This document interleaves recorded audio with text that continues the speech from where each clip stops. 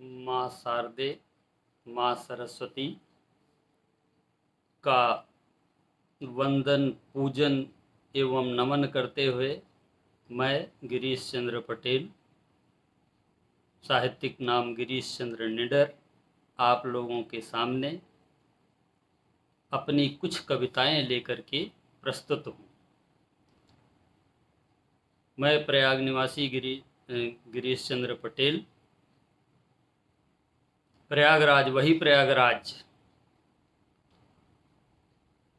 वही तीर्थराज प्रयागराज, जहाँ की मिट्टी समुद्र मंथन के बाद प्राप्त हुए अमृत की छीना झपटी में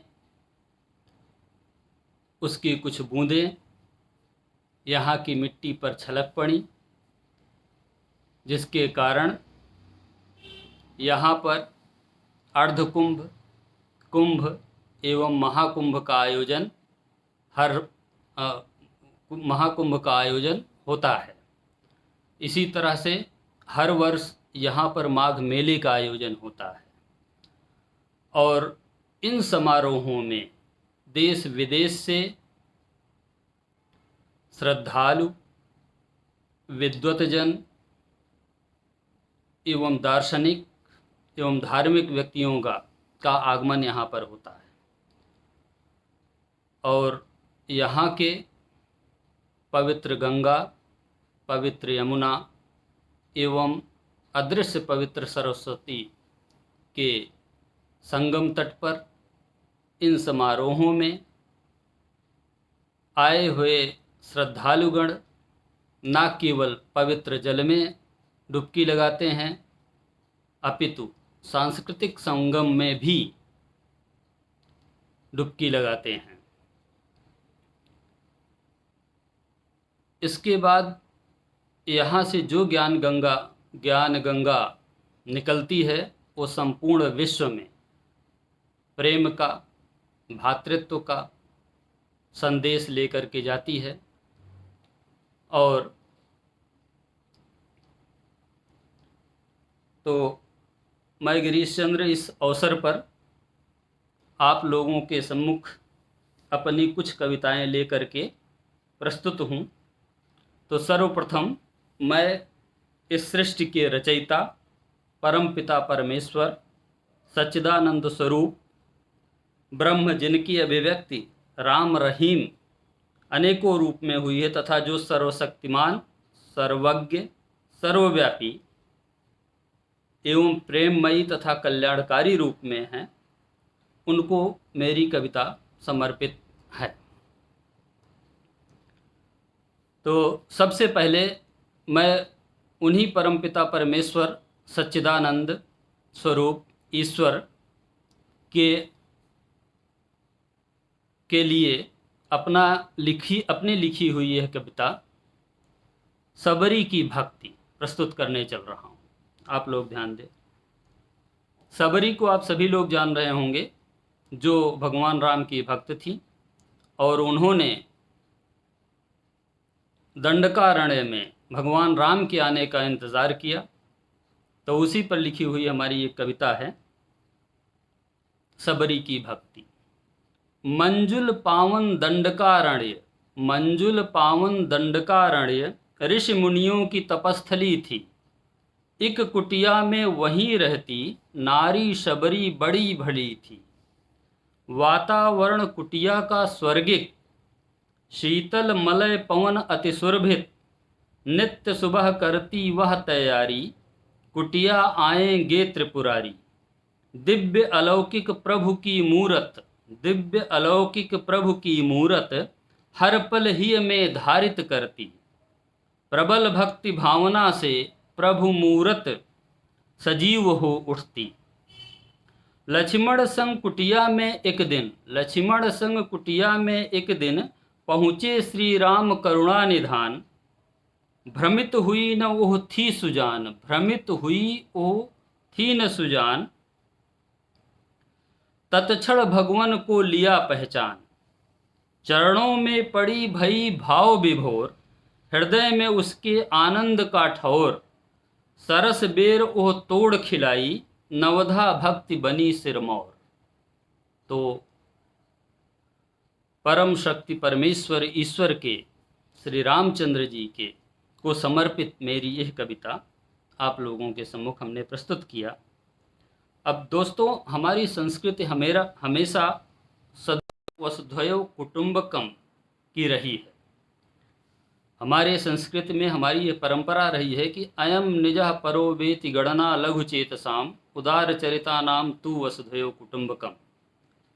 तो मेरी कविताओं का हमेशा ये उद्देश्य रहा है कि अंतर्राष्ट्रीय स्तर से लेकर के अंतर्राष्ट्रीय स्तर पर विश्व बंधुत्व को और समरसता को बढ़ाना है। उसी के संबंध में मेरा एक मुक्तक है, मैं उसको आप लोगों के सम्मुख प्रस्तुत करना चाह रहा हूँ। तो वो मुक्तक है, विश्व बंधुत्व को सकल विश्व फैलाना है, विश्व बंधुत्व को सकल विश्व फैलाना है, अधोगामी नकारात्मक सोच को मिटाना है, अधोगामी नकारात्मक सोच को मिटाना है। अभी मैं इसकी व्याख्या करूंगा। वसुधैव कुटुंबकम का भाव जगाकर, वसुधैव कुटुंबकम का भाव जगाकर सुंदर है ये सृष्टि, सुंदरतम इसे बनाना है। तो विश्व बंधुत्व, विश्व शांति पर मेरा यह मुक्तक है। तो इसमें अभी हमने बताया कि अधोगामी नकारात्मक सोच मिटाना है। ये सृष्टि सुंदर है, ईश्वर द्वारा कृत यह सृष्टि बहुत ही सुंदर है, लेकिन फिर भी इसमें कुछ विकृतियां व्याप्त हो गई हैं, जिनके कारण इसमें कुछ परेशानियां उत्पन्न हो गई हैं। उसमें सबसे बड़ी समस्या जो वैश्विक स्तर पर हैं वो रंग भेद, नस्ल भेद, आतंकवाद, हथियारों की होड़, ये सब समस्याएं विश्व स्तर की हैं। साथ साथ अत्यधिक संसाधनों के दोहन से पर्यावरण हमारा प्रदूषित हो रहा है, उसके कारण जो वैश्विक समस्याएं हमारे सामने उपस्थित हो रही हैं, वो सब नकारात्मकता है। अब प्रकृति के शोषण के कारण, प्रकृति के दोहन के कारण, नकारात्मक दोहन के कारण वैश्विक तापमान बढ़ रहा है, जिससे बर्फें पिघल रही हैं, सागर का जलस्तर बढ़ रहा है, जिससे पृथ्वी के कई भूभाग डूब रहे हैं। और इसी तरह से फ्लोरोकार्बन के उत्सर्जन के कारण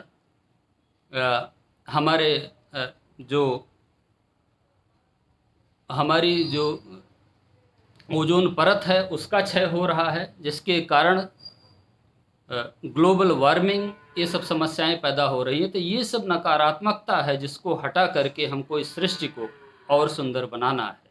तो सृष्टि को और सुंदर बनाने के लिए हमको सतत विकास, मानववाद, तर्क बुद्धिवाद और विज्ञानवाद के सहारे हमको इस सृष्टि को और सुंदर बनाना है। तो इन्हीं सब चीज़ों को लेते हुए आज मैं सृष्टि की सुंदरता के अवसर पर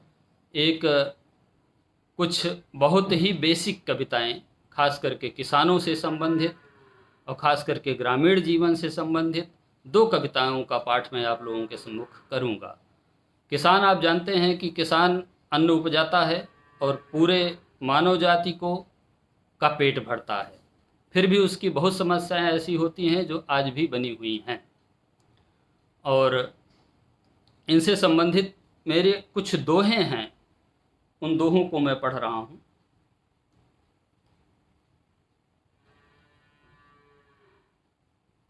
विषय किसान है, दोहा छंद है। अन्न उगाता हर कृषक श्रम से करता काम, पर सबका भरता पेट पर खुद की उधड़ी चाम। दूसरा है, निश्चल निर्मल मन उसका, सीधी सादी चाल, हंस बनिया के जाल में होता है कंगाल। बच्चों की परवरिश में रहता उसका ध्यान, पढ़ लिख कर हूँ सफल, दिल में यह अरमान। मानसून की जुआ पर लगता उसका दांव, सूखा और बाढ़ उसको दे जाते हैं घाव। मेहनत भरपूर करे पूरा ना हो काम, नित नई चुनौतियों का रेला उसके धाम। देखिए, कृषक पर लिखे गए मेरे ये 5 दोहे थे। अब देखिए, एक गीत हमारा लिखा हुआ, हमारी कविता है वो अवधी भाषा में लिखी गई है। अवधी भाषा में बरसात पर लिखी हुई है। अब आप लोग जानते हैं कि जब गर्मी के बाद बरसात आती है तो चाहे वो मानव हो चाहे जीव जंतु हो, सब में एक उल्लास और उमंग होती है। गर्मी से निजात मिलती है और एक गजब का उल्लास और उमंग होती है। तो इसी से जब पहली बारिश होती है तो जो प्रभाव पड़ता है उसका मैं उस पर लिखी हुई मेरी कविता आप लोगों के सामने प्रस्तुत है।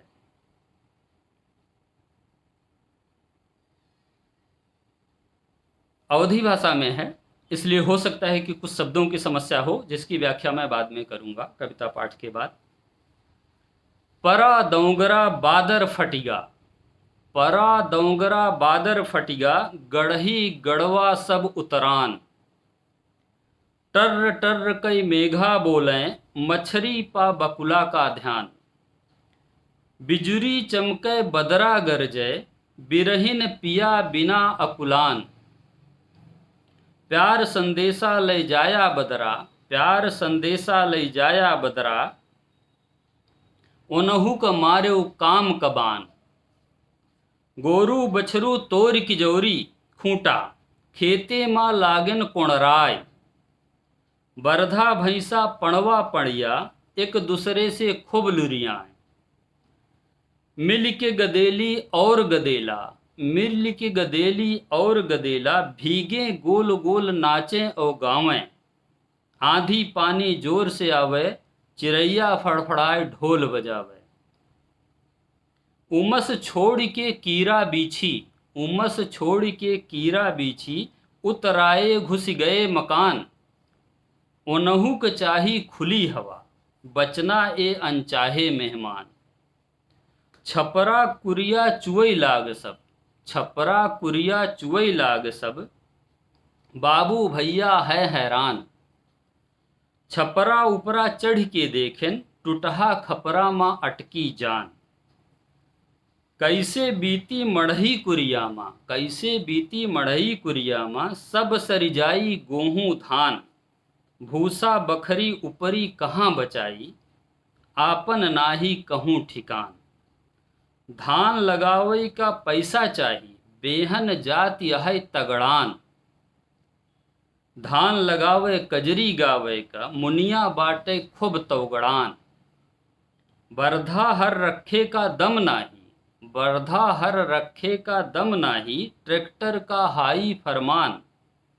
खाद पास फिर कहाँ से आई, खाद पास फिर कहाँ से आई, कर्जा काढ़े पागा ध्यान। बिटिया कैसे ब्याही जाई, बिटिया कैसे ब्याही जाई, सोच सोच के भा हैरान। फिर मुस्काया मालिक दे हैं, भरोसे मेहनत और भगवान। धन्यवाद। ये मेरी कविता थी। इसमें हो सकता है कि कुछ शब्दों की समस्याएं हों। अब जैसे इसमें से कोड़राय शब्द का होता है, आप लोग अगर गांव में कभी देखे होंगे तो उमंग में जब जानवर जो होते हैं जो उछलना कूदना शुरू करते हैं तो कोड़राना कहलाता है। इसी तरह से तगड़ान, बेहन, नर्सरी धान की ये तगड़ी हो जाती है तो लगाने में प्रॉब्लम होती है, उखाड़ने में प्रॉब्लम होती है, तो तगड़ान है। तवगड़ान मतलब खुशी में कोई काम करने की अगर जिज्ञासा उल्लास हो किसी का तो तवगड़ान हो जाता है। तो ये सारे अवधी भाषा के शब्द हैं जिनका प्रयोग हमने किया। इसी के साथ अब आप लोगों से अगली बार फिर मिलूँगा यहीं पर लाइव होकर के। धन्यवाद।